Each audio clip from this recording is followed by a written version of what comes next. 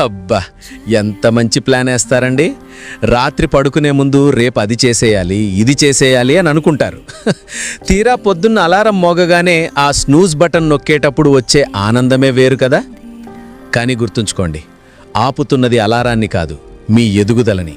అబ్దుల్ కలాం గారు అన్నట్టు, మీరు మీ భవిష్యత్తును మార్చుకోలేరు, కానీ మీ అలవాట్లను మార్చుకోగలరు. ఆ అలవాట్లే మీ భవిష్యత్తును మారుస్తాయి. మరి మీ అలవాటేంటి? వాయిదా వేయడమేనా?